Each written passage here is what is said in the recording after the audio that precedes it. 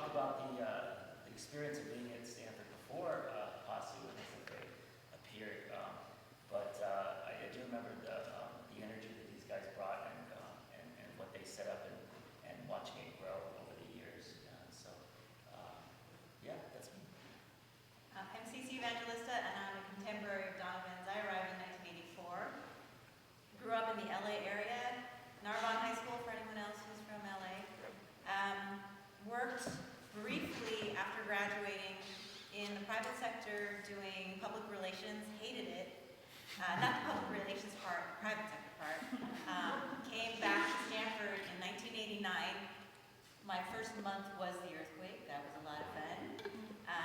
And worked there till 94. So doing undergraduate division, and then I now work in the Office of Development, have been there for about 20 years, doing mainly internal PR, which has kept me in touch with a lot of people across the university.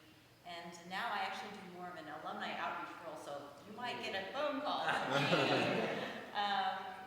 But don't be afraid. Pretty painless. I'm not going to ask you for money.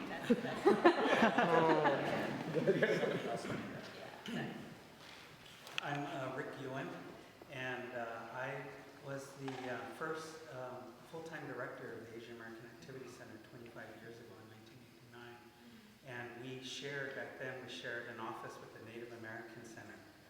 And the ballroom was our meeting space. So it was way back when. And my background is I'm from San Francisco. And I grew up in Chinatown, and Manila Town was right next door on Kearny Street. And in my college days at UC Berkeley, don't hiss, but at UC Berkeley, I was a student activist. And right next door was the Asian Student Union and the Filipino American Alliance. And then in grad school, I went to San Francisco State, and there was the Asian Student Union, and then there was PACE, the Filipino American Collegiate Endeavor. So my experience has always been having a lot of Filipinos around. So when I came to Stanford 25 years ago, I said, where are the Filipinos? And look at where the Filipinos are today. So it was an amazing time, and I had a Mac SE computer at the time. Didn't really even have any memory, okay? That was the AQC. So look at where we've come. And I see everybody here, Rachel, Lindsay, and everybody looks the same from 25 years ago. Anyway, I'm really thrilled to be here. Thank you. Good morning, everyone. I am Julius Paras. I'm one of the founders and original members of PASU, which was SFA at the time. And I came onto the earth in Quezon City. I was born in the Philippines. And I grew up, my parents were from Pangasinan and from the local sort. And we moved to the United States in Illinois. So I grew up in Illinois, where I learned to say you guys. And then we moved down south to New Orleans, where I learned to say Nolans. We moved to Texas, where I learned to say y'all. So that's my history before I came to California, where I now say dude every once in a while. I say different things. But I'm just as we get into things for the day, there were Filipinos at Stanford before us, and I'm looking at Rudy, who was here for a class of 78, and I learned just last year that there was Peter Jamero, who authored a book, Growing Up Brown, Filipinos America, and he was in a special program here at Stanford in 1969-1970 during the Vietnam War year. So I feel like we're entering a continuum of the history of Filipinos, and I'm very happy to be sharing this space with folks who I'm looking at around me today, because I feel like there's been a lot of contributions in a cumulative level from everybody who we see, and I'm just very happy to be here. On paper, I'm a dad of a recent toddler. I worked in the tech industry. I've been on staff here at the Alumni Association. I started a nonprofit startup that focused on leadership development for Filipino Americans. But I really identify with my family right now. And now I run on the side a consulting company that does both executive coaching and then also business consulting for companies actually throughout the world. So it's pretty cool to be able to do that. Built off the Filipino American community at Stanford. So founders panel, and maybe on paper there are 3, 4, 5 official founders, but in the way I see it, almost everyone who was there at the time helped found PASU because of the environment panel, I wanted to ask the first question, which is, what were those conditions? First off, why did you choose to go to Stanford, whether for work or for school? And what was the community like, the general Stanford community like, just so you give everyone a sort of perspective of what that was like? And what was the Asian American community like? So we're not going to go on the line, but if you have something to comment, please feel free to raise your hands. I signed up for, I think, orientation weekend, or we all come from early for everybody else, and I remember significantly thinking, wow, okay, big Civ, little Civ is through the Asian American Activity Center. And, I grew up in Santa Cruz, California. There were maybe like 2 Filipino Americans, including myself, in my high school. So I knew I wanted to really dig into what it meant to be not just Asian American, but Filipino American. I chose Stanford because I grew up in Santa Cruz, loved my mom and dad, like the only child, so I didn't want to be that far away from home. And actually, it was the best financial aid package ever. I would have had no financial aid if I went to Berkeley or Cal Poly, so yay, Stanford. And I think I just read that they just lowered the, mean income for families earning less than $125K a year. The students don't have to pay for tuition. That's amazing. I've actually been blogging about that nonstop, so I just love this place. But I think at the time, I was really definitely wanting to be part of a community and a community within a community. That was sort of really important to me. We're pretty multicultural at home. I'm Filipino American, born in Cebu. I grew up speaking Spanish because my stepdad's family is Mexican Filipino. My mom's family is Chinese Filipino. So the notion of Asian American was always very interesting for me. But also wanting to hear my dialect. I'm yet to actually find people here who speak Cebuano. Binasa, yay! Help me. It began with 2 things. I just wanted to actually take Tagalog classes. That was one. That was like the big thing. Let's actually learn to say something and not embarrass my family. And then 2, I wanted to be involved. I actually ended up doing work study at AQC. That's really how I got to know Dean Rick and Julius and May. And there's a whole gang. But I think there was already an international student organization here. So SFA was like a group of Filipino grad students, international students, and everybody else. And I'm sure Julius will have a lot of really good input and Donnovan on this conversation. I just remember it was Julius and Brand and myself and Donnovan and Brett, a handful of other people who were coming together. And we didn't want it to be just about grad students. We definitely wanted it to be the undergraduate experience and the Asian American experience being Filipino American. And then I think, for me, I just was literally, I think we eventually got introduced to Ceci, and we're like, how many Filipinos are here? Who else is here? Where are they? How can we find them? And so I was actually part of the reason I wanted to work at the AQC, is so that it would increase the chances of finding other Filipinos. And till this day, I'm still in really good contact with everybody from that semester, that year. It was amazing. But at the time, we literally would go through the list, go through everybody's big Civ, little Civ list. It was like, we didn't even have email or Facebook then, you guys. It was like a piece of paper with, different students who'd just been admitted, and we were looking for Hispanic last names. Thinking, okay, yeah, thinking they're probably Filipino. And things just evolved. But I think the one thing I wanted to really see too is we wanted an organizational name. So the concept of PASU, even using Pilipino American Student Union, was really owning the word, right? It wasn't just that we were internationals. We were American. We are American. But we wanted to really sort of create a better identity that would serve the undergraduate student population. So that was sort of the start of it. I feel like I should jump in and give a little bit of the context. Rick and Donnovan, I don't know if you remember, there was a Newsweek article in the late 80s that covered the change in Asian American admission at elite institutions. And there was actually, I can't even remember the exact year.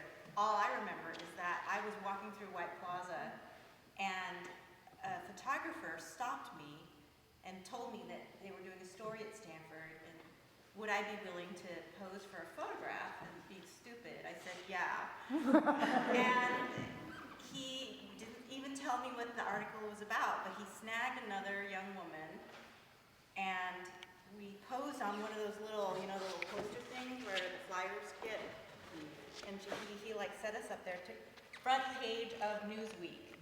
The article was about Asian American admission at elite universities. Wish he told me. Didn't even know the girl who we'd never set eyes on each other, but I didn't even register that she was also Asian American. So what was happening in higher education at that time, that it may have started, did it start at Brown or did it start here? Brown started to kind of complain about the fact that Asian Americans seemed to be, there was perception that Asian Americans were underrepresented in higher education, especially at the elite institutions. And here at Stanford, I actually just met with the alumna who was on QAFA, the Committee on Undergraduate Admissions and Financial Aid, who oversaw Stanford's own self-examination of what they were doing with Asian American admission. So long story short, there was kind of an increase in Asian American admission that occurred in the, basically after I had enrolled. So my experience, and probably Donovan's as well, is you get to Stanford, you're like, as Eangelica said, where are all the Filipinos? And it was even worse, because that was before the gates had kind of been pushed open a little bit more. And I did have a sibling through ANSOC who did happen to be Filipino-American, and we did a few things, but there was just two of us, right? And so we just kind of related with each other, but there was no sort of self-conscious Filipino-American community. I did go to an SFA program and saw that they all spoke Tagalog and that almost all were graduate students, and I couldn't connect with them. And so that was a real interesting experience. And so I think that made me pretty amenable to what these guys were trying to do. And here is the problem. When I arrived in the admission office as an admission officer, we did not track Asian subgroups. So I really had no idea who the Filipinos were. We actually did a little bit of work in connection with a PhD student in education. Ron's still here, right? He had to go through, and we literally manually tried to identify, to get a handle on numbers. And these guys, did that sort of thing on the student end, but I was trying to do it on the admission side. And I finally got the admission office to start at least tracking the subgroups, giving the boxes so that people could self-identify, so that there would be some way of differentiating. And that was probably the biggest problem with admission at that time, is that they weren't recognizing the texture and the diversity within the Asian American community. We were all in a one big pot, and as you can imagine, Filipino Americans were underrepresented in that pot. So I think that's all I should say for now. I think another factor at that time was that the U.S. Census policy is that you could only choose one racial or ethnic group to identify with, which meant that for people like me, you were always forced to choose, am I Filipino today or am I Irish today? And along with it also makes it very hard to then identify multi-ethnic, multiracial Asian Americans, Filipino Americans who might have a very strong cultural identity, but not typical appearance or Luckily, you had a surname. yeah. Maybe Brett, you can talk on what the Hapa community was like at Stanford at that time, since you helped sort of found that. Yeah, so before I got really connected with the SFA becoming PASU movement, I had a couple friends of mine and were involved in starting an organization called HAPA, which is an organization of multiracial Asian Americans. For me, growing up in inland Southern California, I grew up in a very, very white, very conservative suburb. And so, although I was aware that, my dad's side of the family is Filipino, I kept it kind of quiet down there. Being ethnic wasn't really viewed as a positive thing in that community. And since I looked European enough, I could generally pass for that. And so, kept it kind of quiet. So coming to Stanford then, I think, presented like the real first opportunity I had to start exploring and ultimately embracing that aspect of my cultural heritage. But one of the early experiences that I remember here at Stanford, so before SFA as it exists now, and before there was pretty much Association. So I was talking to one of their members about that, thinking that, oh, this might be a good opportunity. And the response that I got is that, well, we don't think you're really Asian enough to fit in here. And so I'm thinking, okay. So where do I fit in? Because I'm starting to get this greater awareness of this bicultural influence that's so much a part of me, but it was really kind of hard to find the community to connect with. And so starting to meet and talk to other people, multi-racial Asian Americans, we realized, okay, there's a nucleus here. And so we started meeting together, had put on some campus-wide events. Rick was very gracious about giving us the opportunity to use the AQC space as part of that. And yeah, it was really exciting. And then I think it was Rand that then got me connected with SFA/PASU, since he was also multi-ethnic, and my involvement with that and wound up being a really good fit. And so here I am. Thank you, Brett. And before we move on into the actual sort of founding of SFA/PASU, I wanted to ask, we have a special guest, Rudy here, Rudy Kelly. He's an alum of 77, 79. I was wondering if you could comment really quickly on what the Asian American community was like in your time. Well, back then in the early 70s, there were no computers with fax. Yeah, I mean, I have my yearbooks here. This was the Frost book. I don't know if you remember. We still have it. We had it. So there's only myself and one other Filipino American from Chicago. And you know, we took a Tagalog class together. Yeah, we wanted to you know, learn Tagalog. Unfortunately, it was a good class, but it was just for 1 year, so we didn't really pick up so much. They had this thing on campus called Volunteers in Asia. So they still have it. So I plan to go. I was born in San Francisco. Grew up in San Francisco. My dad was one of the early pioneers. 1920s, he came to from the Philippines to the U.S. So he was like the anchor. It's just too long a name. I didn't like it, so it's really. Anyway, that's a different story. But anyway, so what happened was that when I came here to Stanford, there was no Filipinos. I couldn't find my identity, so to speak. And there were Filipinos on campus, but they were graduate students. And they spoke Tagalog. You know, they had their own culture type of thing. But anyway, the Volunteers in Asia, I wanted to go to the Philippines. They had a program where you could go there and teach English. Unfortunately, that was in Mindanao. They had all the fighting over there. And so right before I was supposed to go, they canceled the program. So I couldn't go. And so that was unfortunate. And so then, you know, what did I want? You know, I wanted to do something with the community, but there was nothing here on campus. And so then when I was a psych major and I wanted to do something in education, I volunteered in Mountain View High School. They had a large Filipino population there, and I helped with I don't know if any of you know the Tamaraw dance group. We were one of the first in the whole Bay Area to do dancing, so I went there, helped out, and then after I graduated from here, I went back to that school to be a paraeducator. And then they said, why don't you go back and get your credentials? So I came back to Stanford and did the STEP program, got my credential, and then I started teaching over there.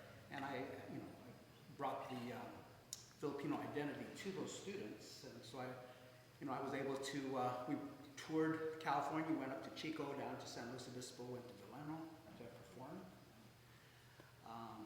And then, but then, Prop 13, I don't know, that was a long time ago.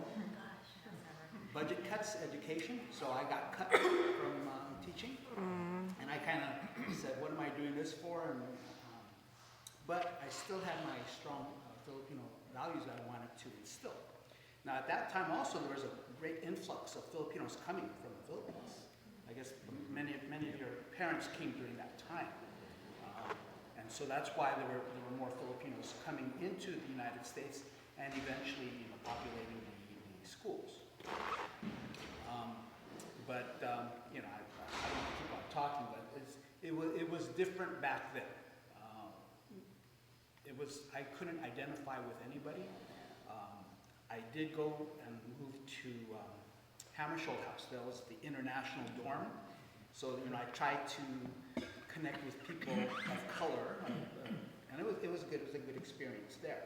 And if you don't mind me asking, what percentage of people of color do you think composed Stanford At that time? I would say less than 20%. That's including Hispanics and blacks and all minorities. The biggest minority group was Chinese, Japanese. I did take an undergraduate special class of Asian American Studies that I wanted to, just to connect with. But again, all the people that were there were Chinese, Japanese. There were no Filipino students there. It was taught by Edison Uno. I don't know if any of you knew him. He was was he a psychiatrist or a psychologist? I'm not sure. I just know he was active with the Japanese American Citizens League. So he came once a week to talk, and I was the only person that talked about the Filipino experience. And of course at that time nobody knew about the Filipino experience.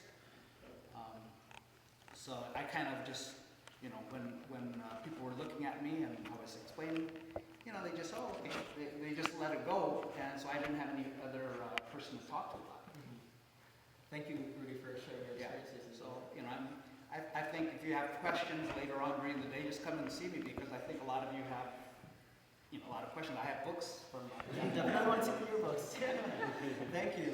So with that, Rudy expressed that there wasn't a lot of Asian Americans or Filipinos, yet alone minorities here at Stanford, right? And in 20 years, it did increase. There were at least maybe 5, 6 more. I was wondering, for those people who helped sort of incubate PASU and found PASU or SFA at that time, what were the conditions like? What factors drove you to start this? And if you viewed it as, as an employee or as director of AQC, what did you witness? And just so one, the challenges, what was the environment like? And then what need were you trying to address?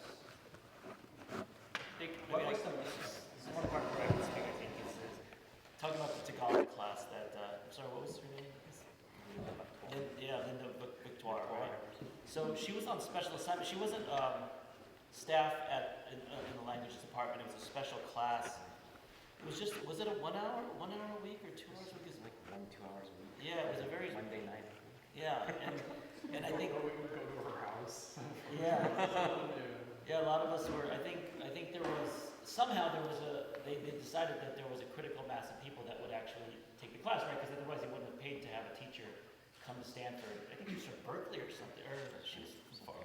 Yeah, so she would come here just for this class, and when we saw, I think all of us, I don't know, myself, I just saw, wow, it's a Tagalog class. Like, I don't speak, my folks speak Ollano, so I understand Ollano, so I don't, and so it was an opportunity to learn the national language, and so that's where we were meeting once a week with these folks. I was, let's see, that would have been my either junior year or senior year, probably senior year, and we would come together. One of my fond memories is that our final exam was at Barrio Fiesta, I think. So if you can imagine, like, this really fancy Filipino meal up in Daly City, and that was our final exam. I don't remember if she had us do anything. I think we had to order. We had to order. Sounds great.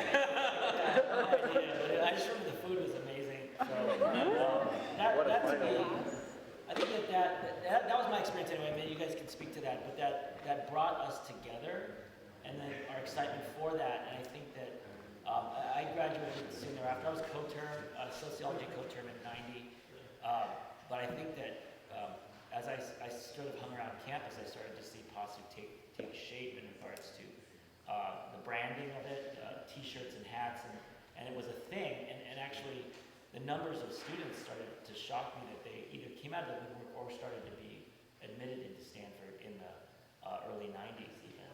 So it went from my experience of not really knowing there was much of a Filipino American presence at all on campus to this codified group in a matter of, because of these folks, in a matter of years. So I'd like to talk about admissions because I think it was actually targeted admissions was a really big deal in the early 90s, starting in the mid-80s to early 90s. So I came in '89, right in the middle of the 1980s. You might remember, I know some of you were maybe not born yet, or maybe you were, I'm not sure. But there was a lot of controversy about Asian admissions in 1986. And Stanford actually had 26% of the incoming class was Asian Americans, okay? And UC Berkeley was very high, UCLA was very high, and I think it was Harvard. So those schools were being investigated, and Stanford was being investigated too. I don't know if Ceci Evangelista wants to tell us any inside story on the investigation, but you were a student and then you came into the office. Yeah, I came in after that. Yeah, you came in after that. PASU, or Stanford Filipino Association, took on admissions. It was a big issue. And I still remember Eangelica. I sometimes have dreams of Eangelica. Not that it's crazy dreams, but she's a freshman. And I remember her asking me questions about Stanford and what have you. And what the students did, and actually what Ceci Evangelista did when she came into admissions, is, you know how that Newsweek cover article she was talking about, the model minority or Asians being represented? We started having her because she worked in admissions, her picture was in the admissions book. And when you see Ceci Evangelista and her background, I think Filipino families started saying, wow, there's an admissions officer here. And then we work with SFA and PASU and have images of students. It was a special publication, I think you might remember this, of Asian outreach. And there were images of Filipino American students in the publication, so when families came, they would see this. Because already the CSUs, the Cal State, in local anyway, in California, a lot of Filipino students. The UCs, a lot of, and when I say a lot more than Stanford, okay? So that 26% in the 80s, the high numbers, and when Stanford was being investigated, it was mainly, as you were saying, Chinese, Japanese, Indian students were starting to rise, South Asian Indian, and Korean students started to rise too, but there were no Filipino students, actually no Vietnamese students, no Laotian, no Cambodian students. So the focus for the AQC, when I was the director, was to focus on the underrepresented groups. Build a community for everybody who's here, make it a vibrant community, or help support like CAPA and what have you, all the groups, and I remember Brett, he looks the same. And then targeted admissions, increase the numbers of those students who you actually don't see the numbers because we're talking about Asian Americans. So that was the goal, and I think it helped. I think that work really helped, and PASU and SFA was really key in doing that. I would love to say that Stanford was kind of deliberate in hiring me, but honestly, I think it was kind of a fluke. But it worked out for the Filipino American aspect. So they had just hired somebody. I remember visiting someone I knew in the admission office in 1989. I had been at Stanford's overseas campus in Krakow, of all places. And he said, you just missed it. We had an opening in admission and you would have been perfect, but there's no opening, and usually they don't hire in the fall, because in the fall you just immediately start doing your outreach and it's just not done. Well, someone quit, and because I just had that conversation with that person, I pretty much had them between a rock and a hard place. I mean, I was like their best option. And so I was hired onto the admission office in the middle of all of this. And it was interesting because as part of the investigation, Stanford did its own internal evaluation of its own practices. And one of the things they concluded is that they needed to have sensitivity training. And first of all, to not be biased against Asian Americans broadly, or for that matter, anyone in admission has been such a such a subjective process. And then, the thing to me that's just so obvious is why do you treat everybody the same? They're not. You can't say this, Filipino American kid who's growing up in East LA is the same as, someone who grew up in an affluent suburb in the Midwest from a different, Asian subgroup. So I think my presence, I'm not going to take credit for like everything that happened, but I think my presence helped to raise awareness of diversity within the Asian American community.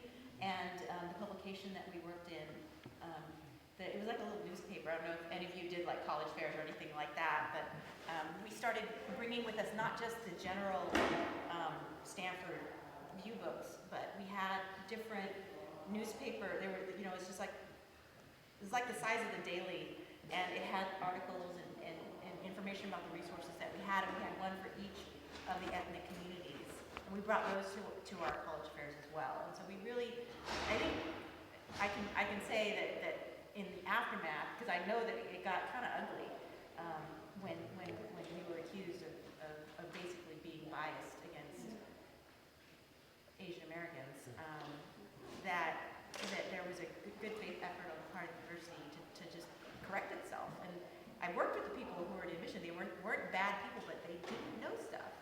And there was a tendency not to see there's a difference in people's experience, and you can't not recognize that. So I think that at least sort of in an indirect way, I had influence and tried to educate my colleagues in how they looked at people's files. Well, thank you, Ceci and Dean Rick, for your contributions and for telling us your experiences on the admissions side. It's very important, and the ramifications and the consequences of what happened then. We're living the fruits of it now, so thank you. And there's still a lot of work to be done, and I actually used to work at admissions too, as an intern there. So it's nice to see just someone who used to work there and who helped lay the foundation for increasing numbers. A So. lot of the Creds ladies are Filipino. Yes, right now. Creds ladies, eat in the back. It's like, now hang out with them. They love them. maybe Julius, you were about to raise your hand. Maybe you want to talk about about the actual organization founding. Sure. I just wanted to address some of the enabling forces that you were talking about, what were our objectives and things like that. Yeah. And Ceci's very humble, Dean Rick is very humble, but at that time, individuals were very instrumental to enabling SFA, and Donovan's very humble, saying, I was on my way out. But we talk about different organizing models, from coalition building, and it's very popular in Silicon Valley, talk about accelerators and incubators. Well, we were doing all these different kinds of practices then without those names. I think the best model for us was actually a comic book hero model, like assembling the Avengers. I was from Texas, they had cultural affinity with Latinos, so for me, the need that I had, what I was trying to solve individually was, what cultural group do I fit in with? And I participated with Black student group, Indian community, so I was all over the place. And my home base became PASU, SFA at the time. So when Ceci talks about this trend, the numbers increased, so that was helpful. But to have people like Eangelica, like Rand, I want to honor Rand a lot, because he really... Where is he? Rand is in New York right now on a day trip, and I tried to convince him to dial in, but he's a professor. He's a professor at the University of Pennsylvania Graduate School of Education. How apropos. But he really is the glue not to diminish any of us on this panel, but he has a way of politicizing situations where it almost seems like it's social gathering and you're having a party. So like when we were here, we were here talking about, where are the Filipinos? Rand's like, where are the Filipinos? We should go find some more. Where? Oh, no, we should look in Brainerd and Toyon. No, in California. Around here. That's how Rand would politicize the situation. It's like, we should do that. A lot of the forces that came together were institutional. I'm talking about Ceci having an official position, Dean Rick coming in. It wasn't just the proliferation of SFA, it was UGA that came about, SVA. All these groups came around the time that Dean Rick was there. And it's almost the Adam Smith model. It's like, all of a sudden they just came about. You didn't really nudge a lot of people, or maybe you did and you had this kind of superpower where you can just kind of make people do it. But these all proliferated when Dean Rick was here. So I want to make that very clear, and I'm very grateful that he was part of that. And then as far as us, Donnovan was one of the best DJs on campus. So, Unusual Filipino DJ. He could even be world champion. So like to have if you've interacted with Eangelica, she was our spark plug. Like you say, get excited about events. Like she's naturally excited. So we're always excited if Eangelica. Imagine her as a frosh, right? Yeah, just like 5 years ago. So my background was in industrial engineering, how to make things more efficient, how to make supply chains work. So I'm really my inclination was like, what are we fighting? We're fighting invisibility at first. So we need to put our numbers out there. We need to put our faces. Whatever we do, we can dance, bring poles with us, bring closet poles. We can get bamboo. Like these are what were enabling us to at least be recognized. Like, what is this face? Is this Chinese face? Is this Indian face? Latino face? I don't know, but we're going to talk to you about it. So I'll put that in there. I get very animated when I talk about these things. That was very good response. Does anyone else have anything? I definitely want to highlight what was really special about PASU and the concept of inclusion. So it helped that we had folks like Anthony Antonio, other people working in grad school who had gone to Berkeley or gone to UCLA, that really just had a larger student population of active student groups. So we started getting ideas of, wow, cultural night, and so, teaching people to nickling, teaching people to do hip hop, teaching people to sort of come and join. Until this day, I still have the best memories of who was really core PASU. A handful of our friends were not even Filipino American. They were 100% PASU. And that's, I think a lot of you can speak to this here too. We're so inclusive as a family, right? Because everyone wants to dance and everyone wants to have good food. But also I think we reached out to Berkeley, SF State, like these high school students would come over. This group from, I think, the get-go was very keen on just getting input from the community, and I feel just learning what we could from other people's stories, either where they went undergrad or where they went high school, especially if folks were local in the Bay Area, they were able to actually give us some really great ideas of inclusion, and I think that's probably still the spirit of PASU, right? I mean, if people want to join, it doesn't really matter, are you ethnically Filipino? If you want to be part of PASU, just come in and do something. I think that was always true from the first year. I have a 15-second addition. There was another course. I'm looking at Lindsay, whose father was in the administration. Was it financial aids or in the bursar's office? And then also Maria Vasquez, another alum, whose father was Joe Vasquez, who was in financial aids. Oh, Joe was very helpful. So they made a point to talk to my parents to talk about how to finance my education. So like you're getting, Filipino to Filipino conversations going on within the institution. So that is an enabling factor when parents can talk to each other about how to make their kids successful. So maybe that's 20 seconds. Yeah, I remember going to Bursar's office and stressed out about a check or something like that. He was awesome. Yep. Thank you. So a lot of courses that helped out here. With that, we talked about some of the challenges, but now let's talk about some of the milestones. Ceci, you talked about what you did in regards to admissions and what you did in your respective roles. Now let's talk about what's your proudest moment with the community. What was your proudest moment with? It could be your own individual milestone or a community milestone. What do you think you were most proud of during your time with the community at that time when you were undergrad, when you were there at work? For PASU, for SFA, or for the general Philam or Asian American community generally? We performed as PASU in front of the entire freshman class for Faces of Community for the very first time. And we made a joke of the Asian American whiz kid stereotype by putting, we talk about PASU, and we were proud to be PASU. We showed black and white photos and how we love to kick it in the parking lot and study all the time. And then we overlaid a track of hip hop right over that, and then it started coming out and busting it out. And then so it was the hip hop performance actually started off by a slideshow. And now after that, everybody knew every freshman knew who PASU was. What year was it? That was, I think, the fall of '92.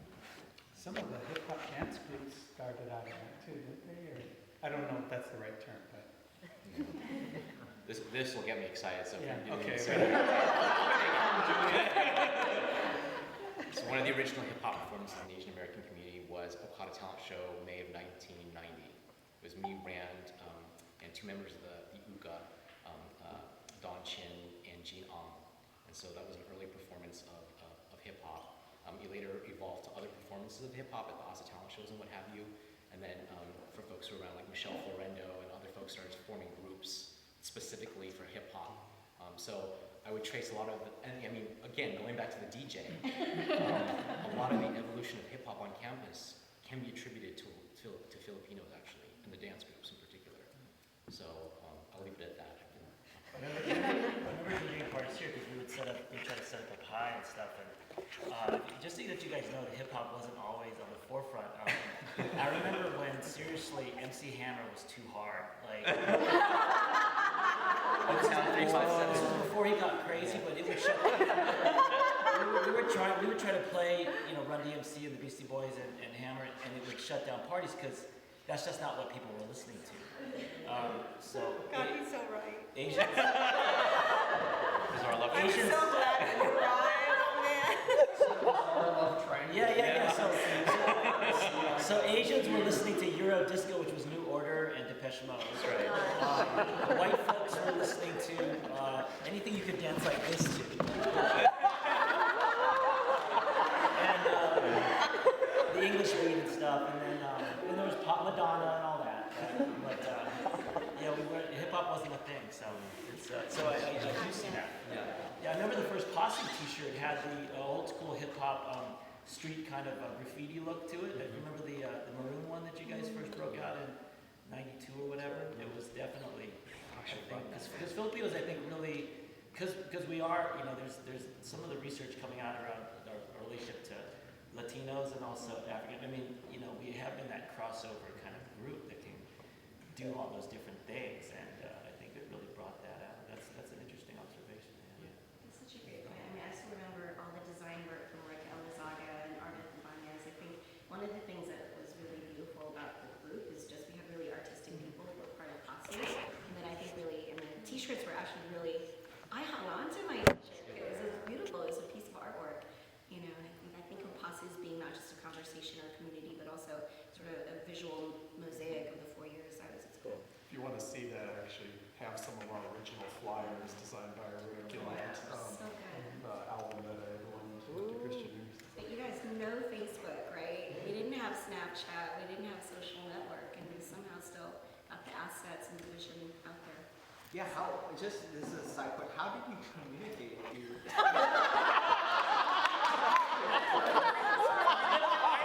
And then going like this.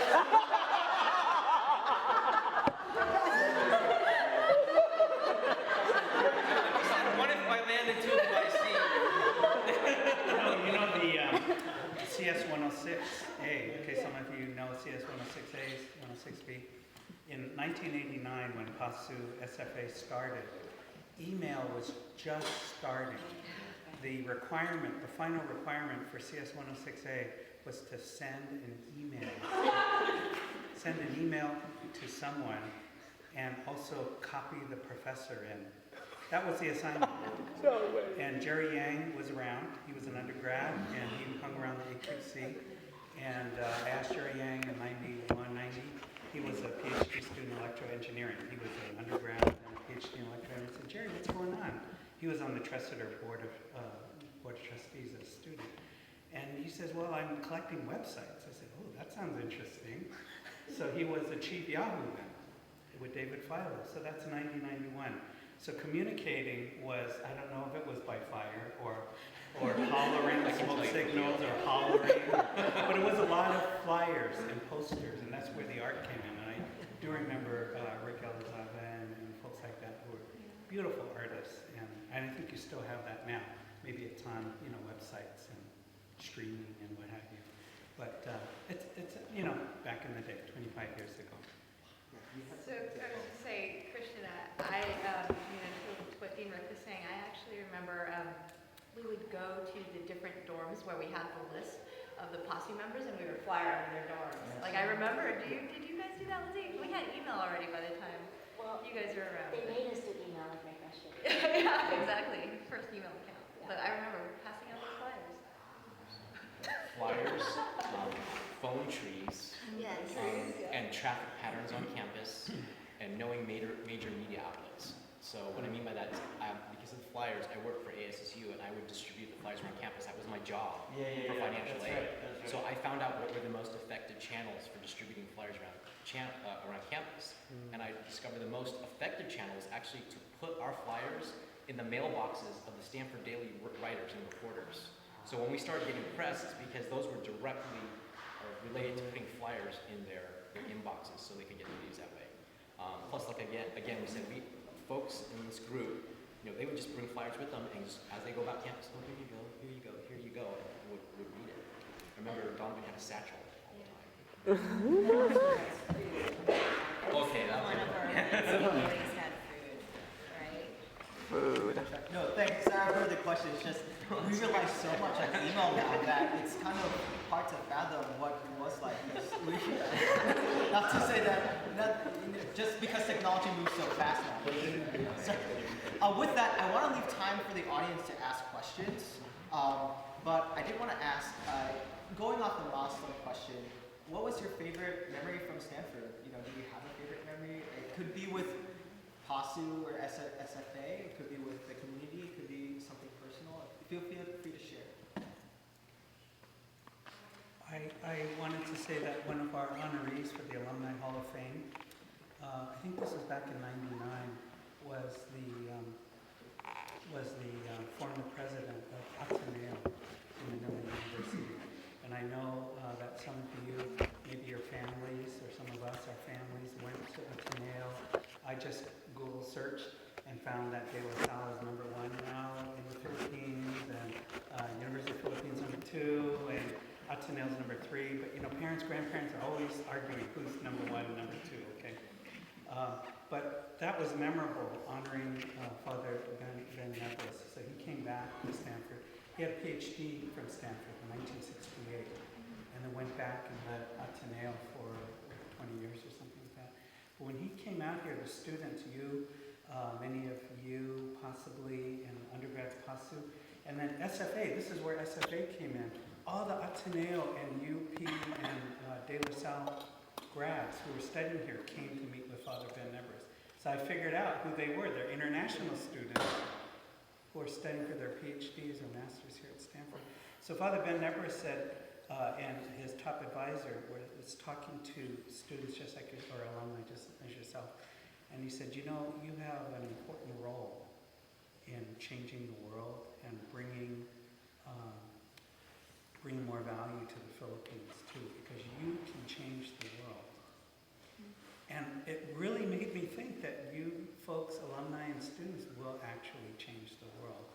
And somebody who is prominent in the Philippines, they believe that you can actually change the destiny of the Philippines, the future of the Philippines itself. So it's really interesting. So we're talking about email assignment for CS16 25 years ago. Sending one email. What about 25 years from now? What is that going to look like? So anyway, that was for me, that was very exciting to see that interaction with Stanford alumni and students and Father Ben. I think one of my highlights for in relation to the community was the first time people asked me back as students. I mean, I'm comfortable with a group of alums. Some of you are quite a lot younger than me, but when I was with a group of students, they really did make me feel like a relic. But I think what I found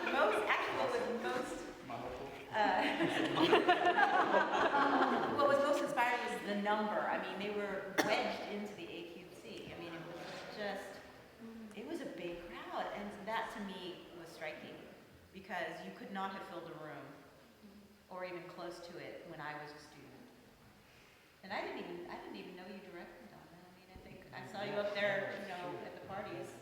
But he lived on East Campus, I lived on West Campus, and we didn't really start to know each other a little until after that. Anyone else want to? Before we open it up to the audience. All right, let's get the audience now. So you have a lot, so just raise your hand.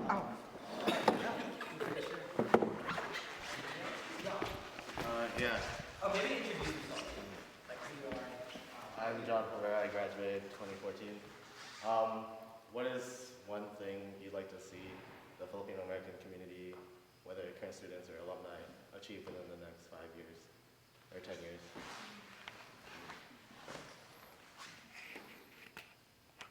Look on my face because I'm already amazed at what has happened since I've left. I mean, this is not something I envisioned back in 1991. I mean, just like at the presentation yesterday when like current PASU members were describing like all the different committees and like that, I'm like, you guys have more committees than we had members. So, you know, it's like already where you are today is just so well beyond anything I had envisioned. You know, at that point, it's just like, how do we start something and keep the momentum going, let alone where is it going to be in 2015? So, I'm impressed with what you guys have already done. Actually, I'll chime in based on that. I have this theory of like community empowerment that has like 4 levels, maybe gaming or something like that. Where the very first is about recognizing who's in the room, who's there. And sometimes I feel like with growth, whether it's coalitions or scaling stars or whatever, you forget who the individuals are and what their stories are.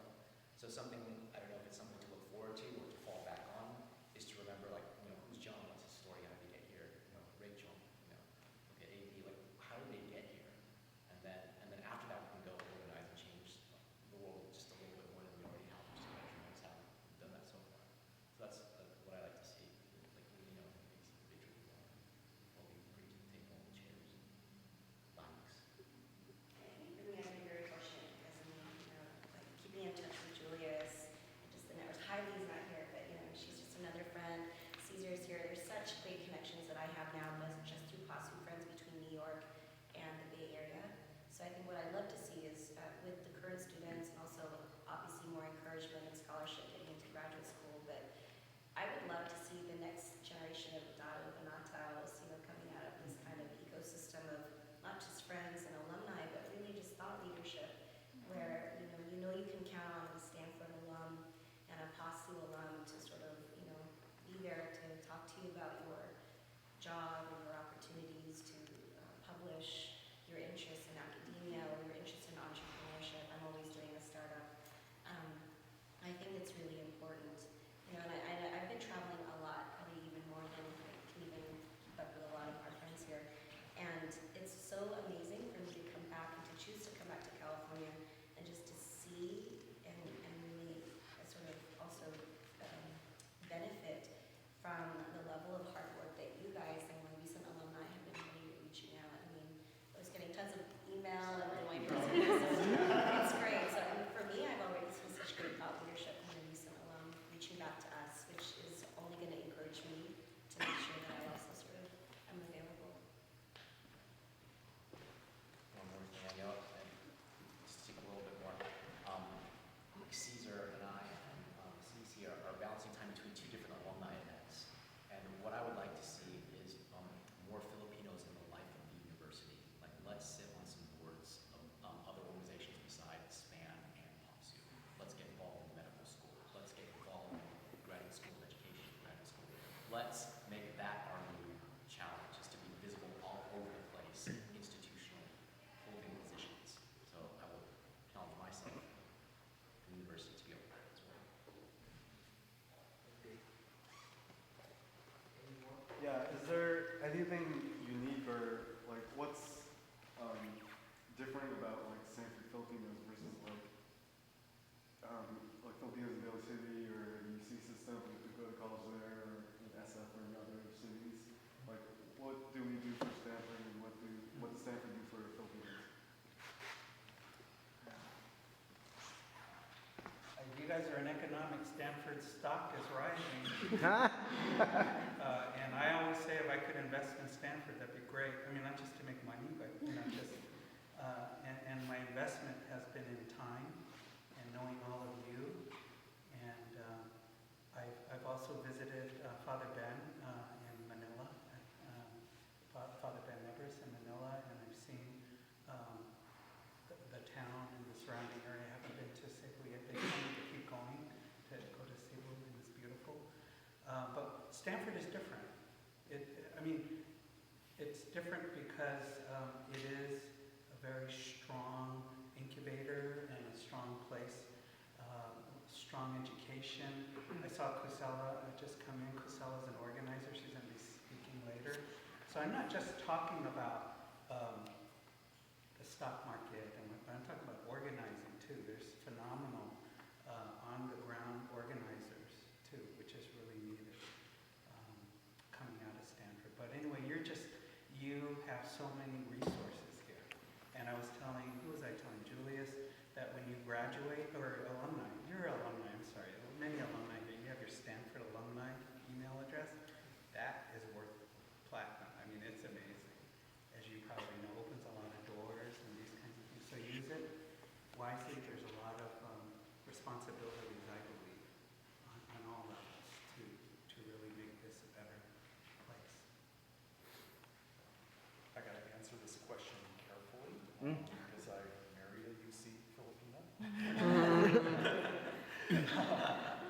And I know this is being recorded.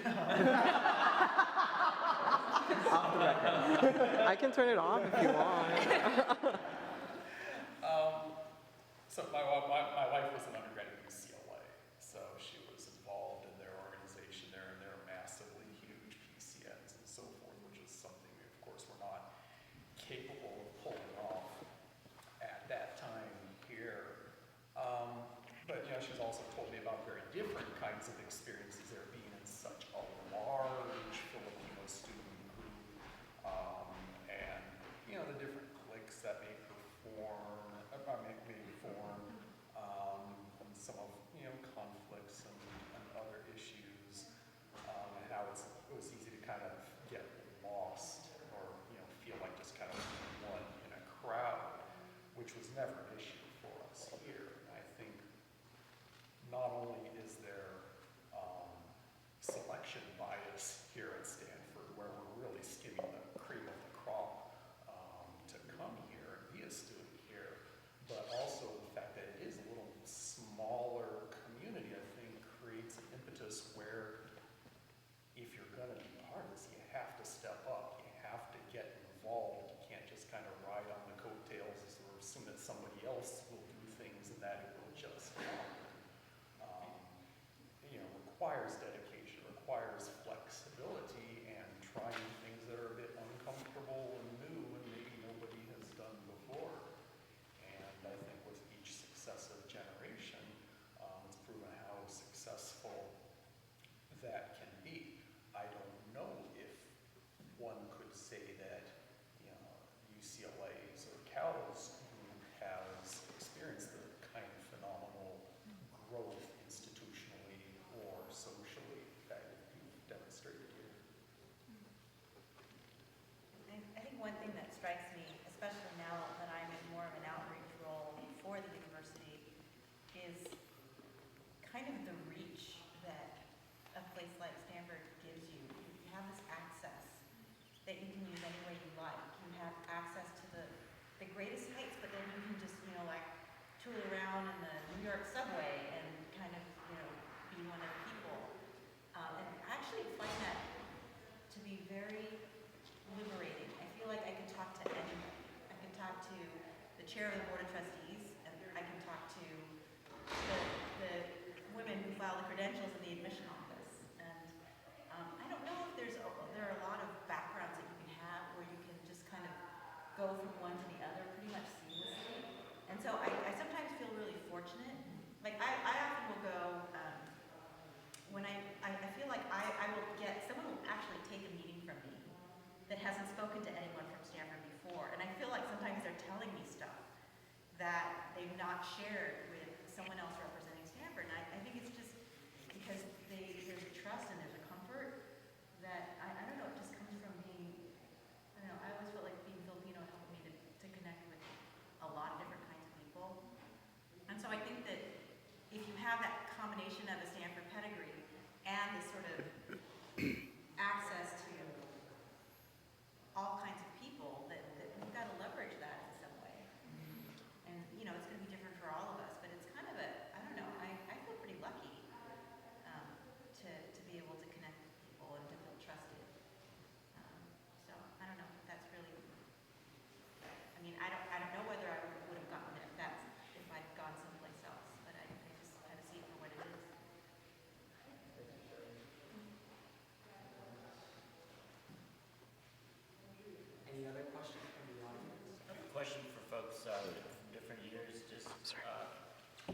I came in, someone from my high school sold me a Casa Zapata, so I became part of the Chicano Latino community. There wasn't a Filipino community to speak of. What was it like for you coming to Stanford and having a PASU and a Filipino community? Was that really, really helpful? Did it help you to feel? I just want to hear from people what that experience was like. What role did that play for you in being at Stanford and getting through Stanford in the hard times? Great question. Got it. One at a time, everyone. I know. So my name's Lindsay. I'm class of 2001. It was definitely a grounding experience for me because I'm actually originally from Palo Alto. So when you grew up, the Filipino college is definitely different for other Filipinos in the Bay Area. So it's definitely a life-changing experience. And I remember entering PASU, we were, I say, this small but mighty crew. We actually did a PCN, but it was across different colleges. We collaborated with college in the Médecins era, and where we were able to collaborate with other colleges. And so for me to understand what the Filipino experience is like, not only at Stanford, but other colleges in the Bay, was definitely meaningful and also enlightening too. So, yeah, that was a fun thing too.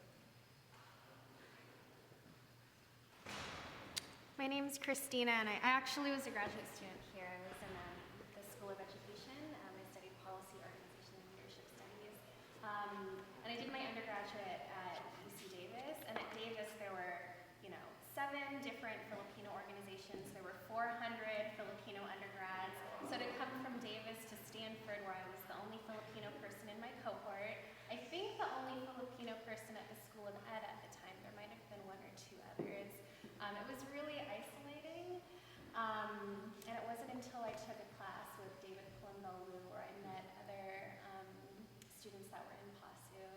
So it was really nice to feel a community because I didn't really, a lot of times I just felt really alone on campus. So even though I was like way older than them, it was really great. And I was seeing Adrian smiling. I met Adrian, I met Julian, I met Amy, I remember. So yeah, it was really great. I would say as a staff person, administrator on campus, 25 years ago when I first came on campus, I actually went through culture shock. Couldn't figure out what it was. It was loaded. I wasn't grounded. Come up Palm Drive, and I said, "Oh, this is beautiful."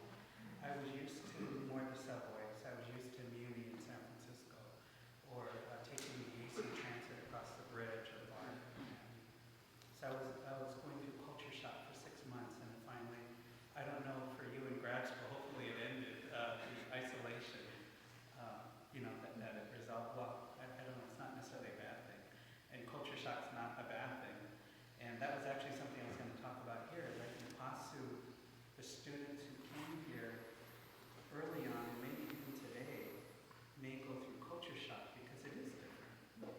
And I think it's kind of pulling the community together, sometimes through adversity, is one of the strongest experiences you can go through, coming together. It's not a bad thing. It can actually be a good thing, so we can use culture shock as a positive thing. Bringing arts and culture, different foods, people who look different, who come from different backgrounds. So culture shock can be definitely a positive thing. But anyway, that's part of my experience too. That I had to ground myself. But 25 years later, I'm fine, and I just retired last month. So I'm very happy. We didn't really talk about what it meant to be Filipino. And then coming to Stanford in 2010, PASU, of all the organizations, was definitely the loudest and the proudest. And so it's kind of like that community of culture shock and a challenge to see how Filipino are you, how Filipino you want to be as an adult and as a student. And it's definitely going to be interesting because you meet so many characters like our coaches, Vaden, our Julius Paras, and they kind of teach you stuff and you kind of change. So it's still like a challenge. People else in PCN was kind of rolling along at that point. And so seeing how you fit in this, or if you want to fit in this, the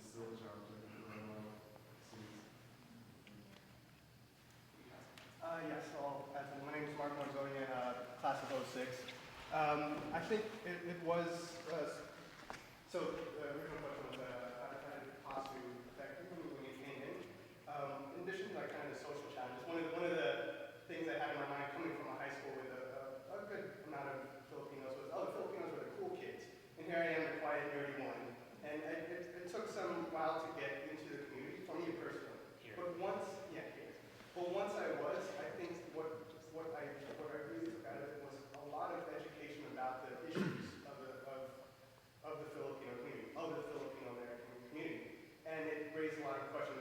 What is my Filipino identity? What is my Filipino American identity? How are they separate? How are they similar? And the like. There were a whole host of issues. World War II veterans. There's a whole history of Filipinos in California, in the Bay Area, in the South. A history of families. They're instrumental in secret college in labor movement, and I just didn't know that. And it's maybe something even my parents didn't know, having in the time period. And that kind of sparked the initiative for me to kind of learn more about the culture. One of the things that one of my proudest moments within PASU was I founded the Eskrima Club. And Filipinos have an immensely rich martial art history. We are badasses. and I want everyone to know that because it's something I didn't really identify with. And once you know that, once you see what the culture is, and once you see the art and how it's been influenced by dance, how it's been influenced by politics, Spanish, American colonization, everything, it shapes where you are right now and what you're interested in. And there's all these little things just nudging you along into what you identify with, either as a Filipino American or a Filipino or maybe just as a California resident. So that was kind of the eye-opener for me. It took some nudging on my part. It was challenging, as I mentioned, but there was a community there that allowed that first introspection.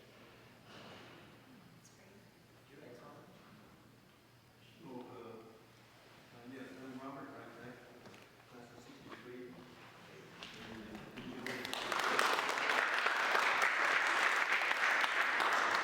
We're talking about culture shock. The entire engineering class, there was one Pinoy, and it was me. However, it wasn't quite a culture shock as I think some of you are probably talking about, because there was a big Pinoy town in San Jose. I don't know if any of you know that. But in what was the old Chinatown, now Chinatown, there was a big thriving Filipino community, and I was part of that. And so I had, my upbringing in two worlds, the Pinoy world, or specifically the Ilocano world, and then the Caucasian world. And so I was able to flip back and forth. But you have to remember that I was a Depression baby, born in San Jose and raised and educated there, except when I went to Stanford. And there was the big community there were all immigrant Ilocanos. They were all Ilocanos. In fact, I thought that was Filipino. And my neighbors who are Ilocano will say, yeah, that is Filipino. What I'd like to say is that it has changed completely. I mean, I was surprised when I was asked to give a talk to the Akbayan Club of San Jose State. I didn't even know that there were Filipino groups anywhere. But I asked the Akbayan Club there if they're coordinating with any other schools. And I said specifically Stanford. Unfortunately, they hadn't heard of you. They don't know who you are. So one of the things I think is important for us, for you as the young generation, is to see if you can get together with the other schools, San Jose State, the Cal State University, because I heard of them too, and as well as the professors who are around in the different academic institutions. And I think it's important for us, for you, to develop a stronger voice than we had in the 1940s and 30s and 40s. Because that was a different world then. Very, very different. In fact, I couldn't join a fraternity at San Jose State because no brown people were allowed. But look at the difference now here. And I think that's really great. I'm really proud of that. Yeah, That's my comment. Thanks for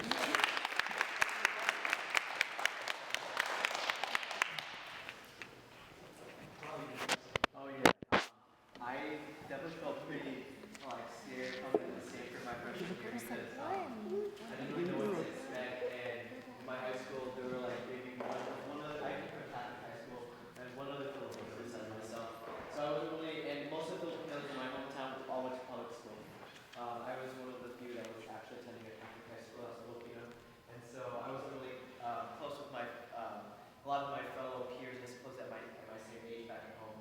And so then I came to Stanford, I got really excited and just kind of and everyone was just bombarding me oh, Frosh, enter an application and all stuff. And then I saw people at the PASU. I think I remember Brian was actually weren't you wearing a hat or something? You're one of those hat things at the PASU table. I remember that. And then Sherry was there too. And I'm just oh wow, there's other Filipinos here. So I immediately got drawn to that atmosphere because I was used to it. And then I was I knew it was pre-med going into it, but just I guess I had done some shadowing, but never really been solidifying. And then when we had the big SIP program, the SIP family, one of my aunts, Natalie, she's such a huge role model for me. Natalie, and she's right now a current MS2 or MS3 at Mayo Medical School, because she's from Seattle too, Texas, sorry. And anyways, I looked up to her so much when I did really balance the Chem 31A and B exams. I went to her so much for everything, but she was not only that, just also a mentor, being in PASU. Because being surrounded by all these other fellow Filipinos like myself, I also was inspired to I never really spoke a lot of Tagalog at home. My parents didn't talk to me Tagalog. When I come home from my first spring break or Christmas from my freshman year, and I try to speak Tagalog to my parents, and they're so surprised, what's happened? Yeah, I met this awesome, all these friends from PASU, this wonderful community, and so I was just one of those people that didn't know what to expect going into college, and my life has changed because of that. Now, and I've been even more solidified in my career choice because of PASU as well. As someone that's pre-med, so yeah.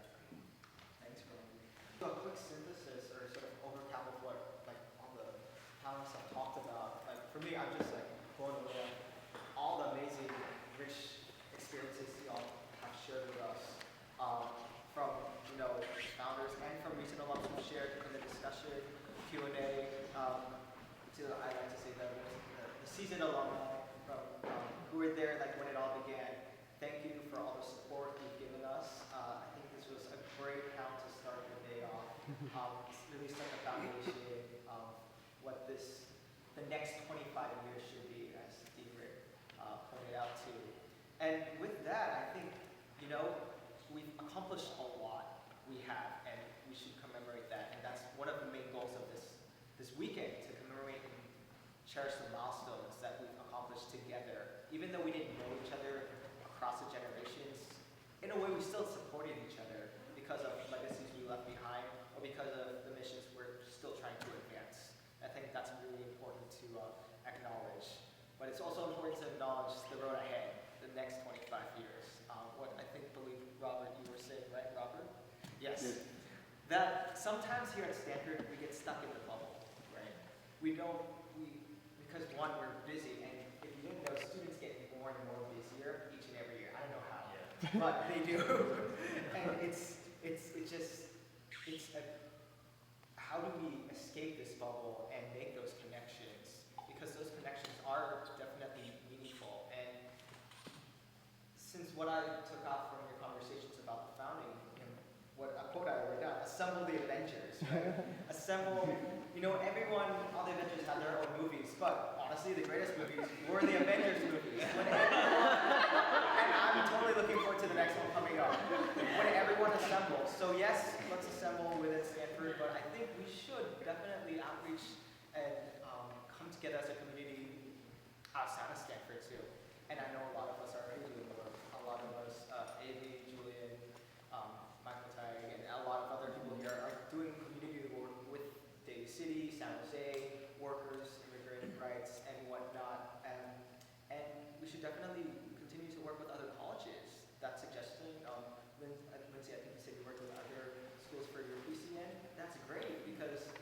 we have